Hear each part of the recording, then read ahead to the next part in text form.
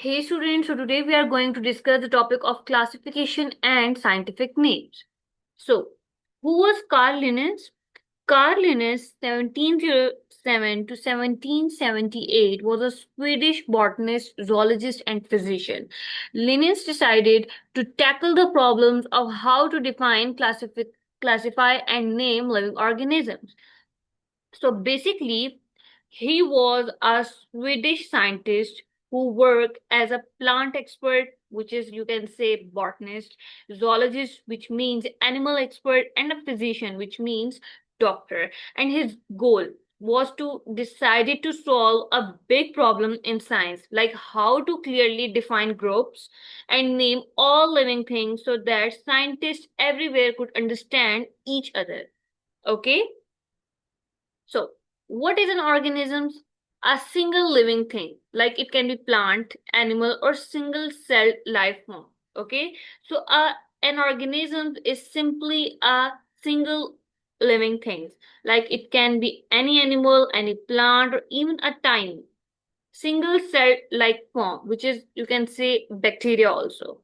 Okay, so in 1732, Linnaeus went to Lapland, which is the northern part of Finland, on a research expedition. While there, he observed the living organisms around him, took samples of plants, collected data, and recorded his findings. Linnaeus began to consider the idea of grouping living organisms based on what could be observed as shared common traits. So basically, he studied the living things there, collected plant samples, and wrote down everything he saw. Okay? And this trip made him realize that living things could be grouped together based on features they share. Okay? In 1763, he wrote The System of Nature, which explained his method.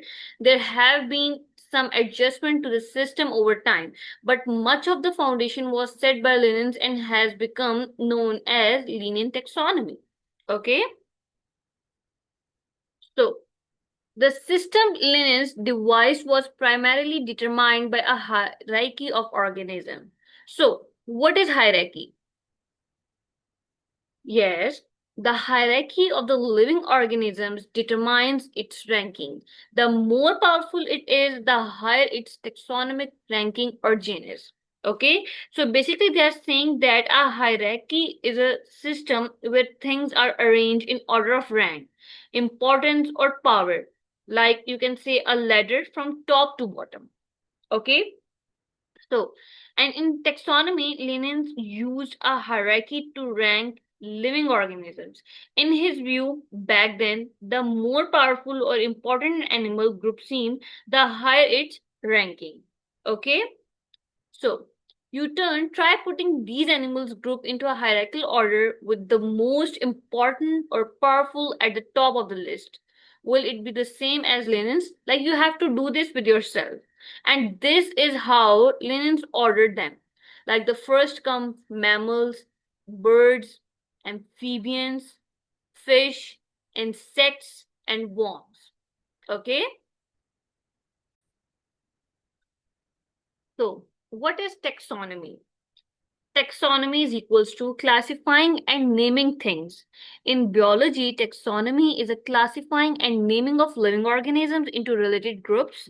In other words, sorting of the world. So basically, taxonomy simply meaning classifying or sorting and naming things. And in biology, it is a science of sorting the world's living organisms into related groups so they are easy to study. Okay? So, taxonomy is a one-stop shop for all the information you need to know about a living organisms divided into taxonomic categories. It is a hierarchical system which starts at the broadest category with the highest number. The categories become more precise and the numbers in each group drops as the levels progress. So, basically, taxonomy works like an upside down pyramid, moving with general to specific. Okay, general means that broad or large groups, and specific means small and precise groups. As you move down the levels, the groups get smaller, and the number of organisms in each group of drops. Okay, so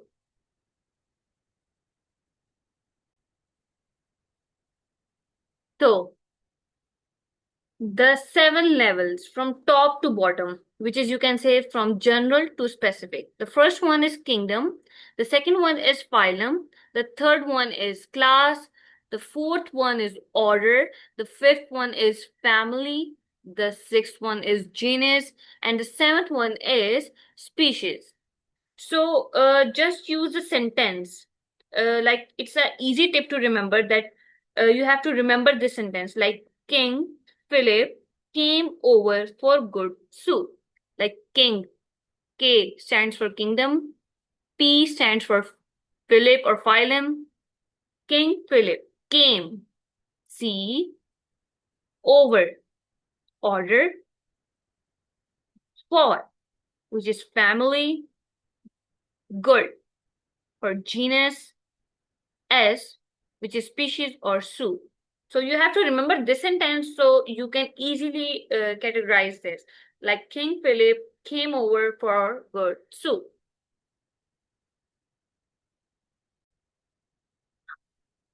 So here's an example of the taxonomic classification of a line. So kingdom, Animalia. Phylum for data.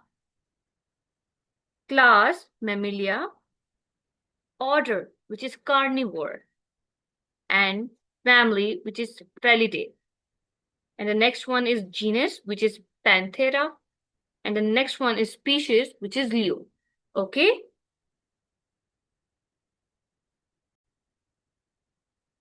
So the next one is scientific name. So Linnaeus basically gave every living thing a sample, two-part scientific name using its genus and species. Okay?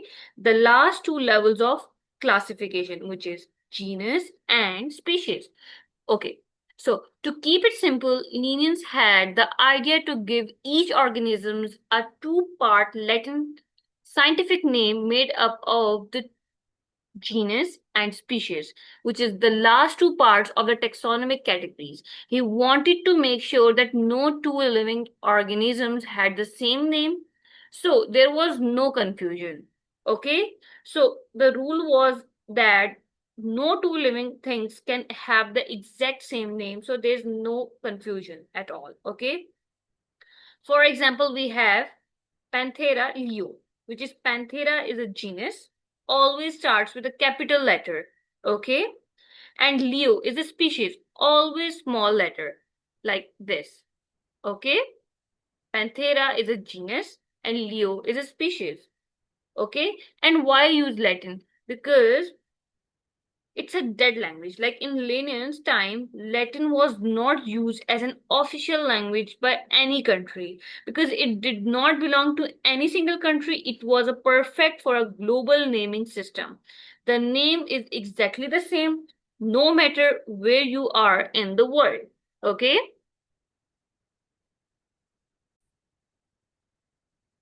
So the next one is kingdom. The broadest or highest level of classification is kingdom. This level contains the most organisms. The relationship between the organisms that share the kingdom is very loose. So basically, the kingdom is the broadest and highest level of classification on the slide. Okay, so the rule is that it contains the most organisms, but they are only loosely related to each other. For example, you can say a fly and a whale are both in the animal kingdom. Okay, most scientists agrees that there are 6 kingdoms in total. Okay, so the first one is Animalia. Over 1 million species from insects to whales, like over 1 million different species. It includes everything from tiny insects to massive whales. Okay, so the next one is Archaebacteria, which is single-celled organisms only found in extreme environments like hot boiling water, thermal vents, and places where there's no oxygen or high acid. So basically, archaebacteria are simple single-celled organisms. They only live in extreme environments where most things die, like boiling water, deep ocean vents, or places with zero oxygen.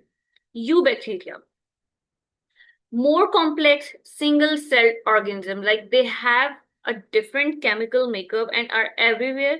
They can help bacteria used to make yogurt or harm bacteria that may you sick. So eubacteria are, you can say that the more complex single-celled organisms, they are everywhere around us. Some are helpful and some are harmful. Like the bacteria used to make yogurt are helpful, and the bacteria that makes you sick are the harmful.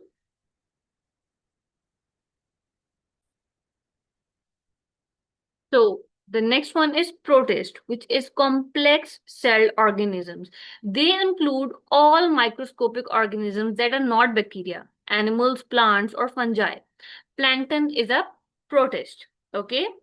So the next one is fungi, multicellular organisms. Like they have multiple cells. They include things like mushrooms, mold, and mildew. Plantae, which are plants, over 2 lakh 50,000 species from moss to large trees. Okay. And some scientists believe there should be a seventh kingdom for viruses. What do you think?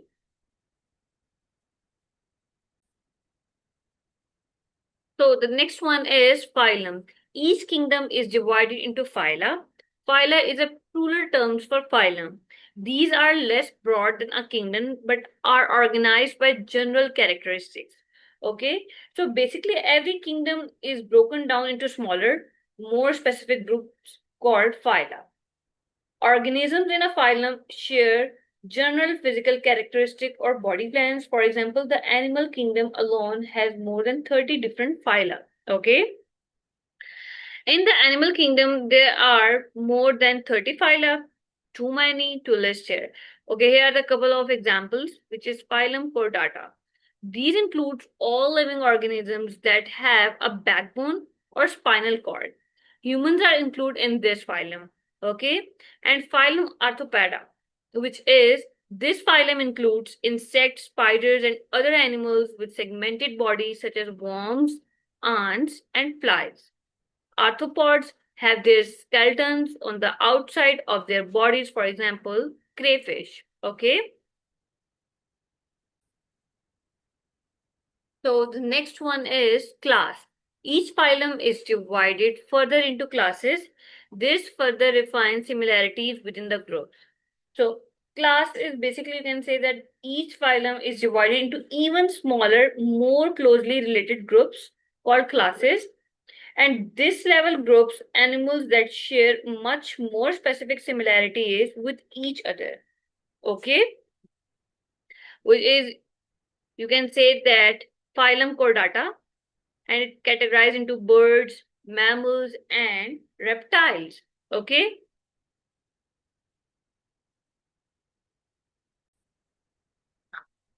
so the next one is order. Each classes is divided into smaller groups called orders. There's some disagreement amongst scientists at this level. Orders may differ depending on the scientific source. So basically, each class is divided into even smaller groups called orders. Okay, and scientists sometimes disagree on exactly how to sort things at this level.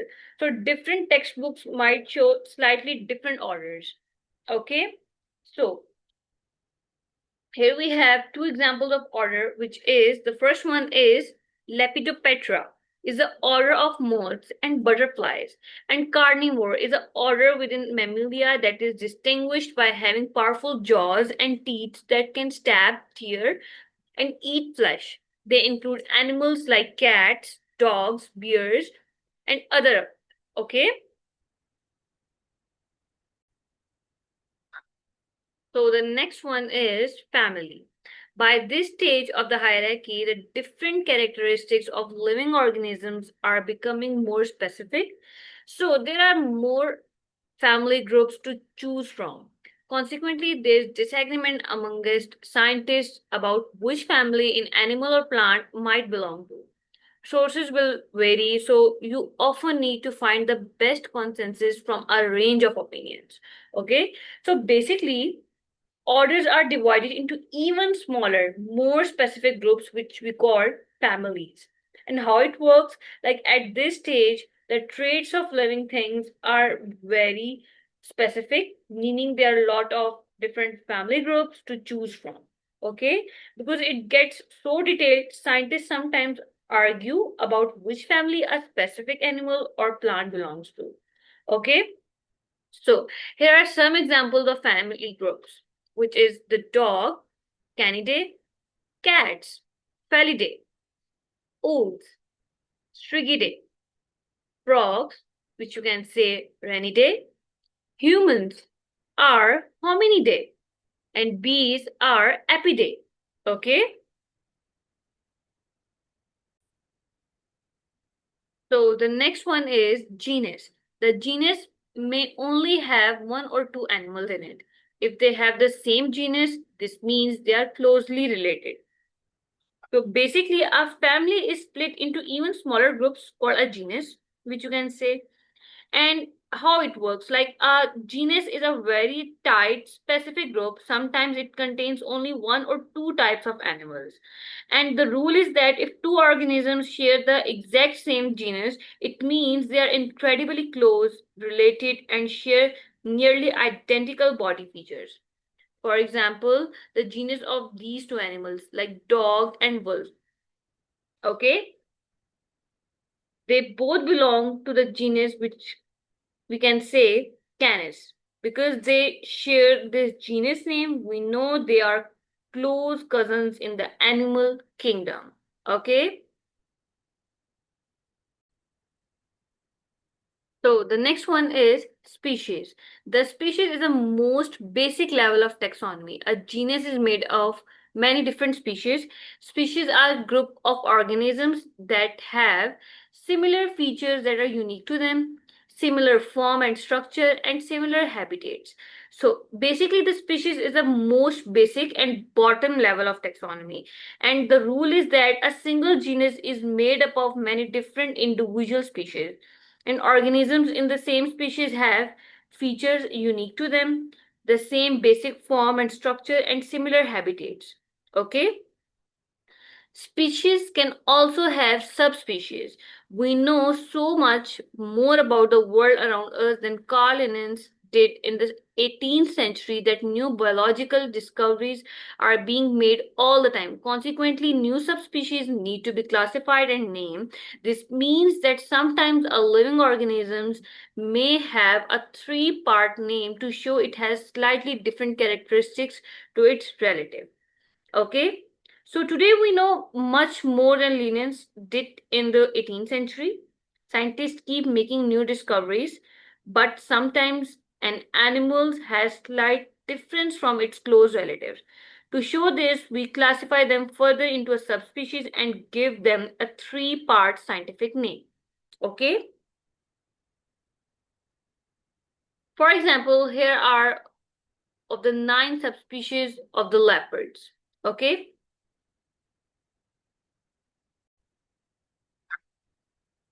Panthera pardus pardus is an African leopard. Panthera pardus saxicolor is a Persian leopard, and Panthera pardus orientalis is an Amur leopard.